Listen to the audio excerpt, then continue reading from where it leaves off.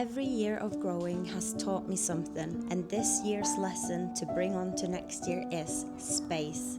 Give space for the plants. It will not be empty once they've grown a bit, and you can always fill in the spaces later. The whole kitchen garden ended up with netting around every bed. Free-range hens and geese were my biggest problem and will for sure be something to change for next year.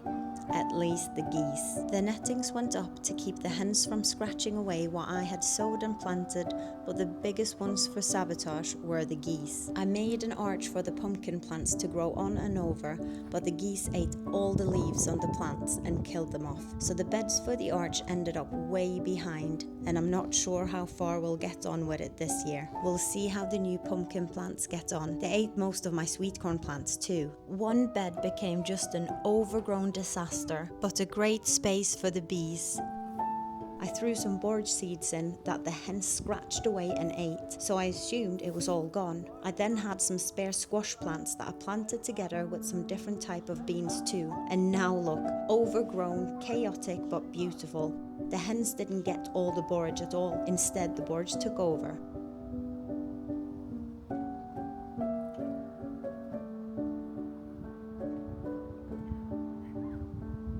The few brassicas I had that grew so beautifully should have had a mesh over, which I didn't.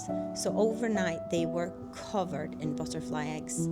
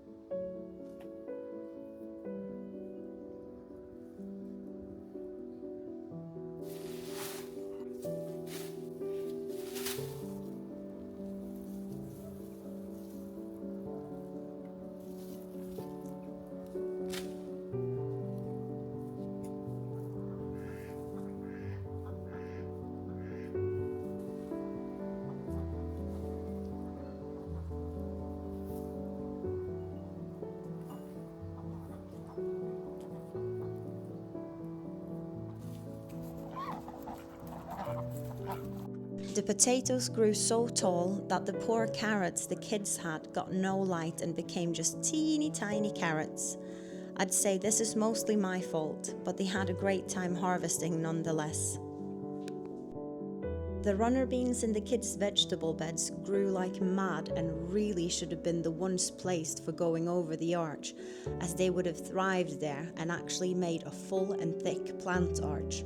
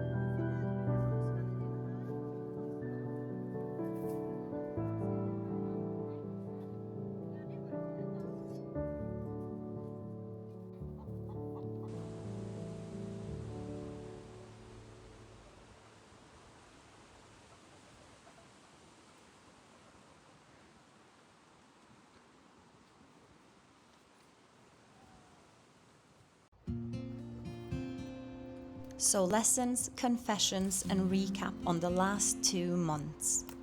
There's been lack of space between some of my plants. The greenhouse didn't get the chance to hold as much this year as it's still not quite finished inside.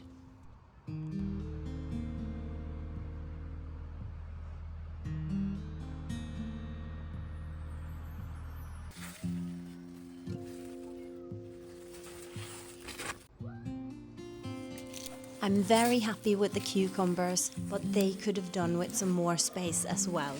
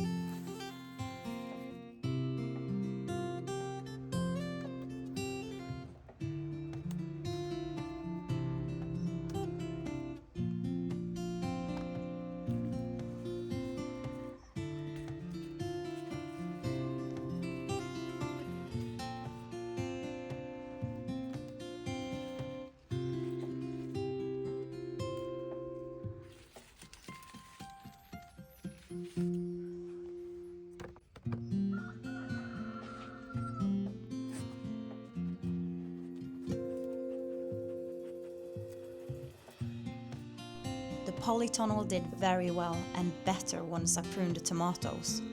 There's a row of tomatoes in the middle that came in a bit late, so we'll see what will become of that. The squash inside the polytunnel took completely over, so I ended up cutting it back so much. In a rushed decision, I ended up putting a few sunflower plants in there just to give the roots more space in a place away from the geese, but they grew huge so fast and started tipping over, of course. The reason for the late videos has been very much lack of sleep. So here's the confession.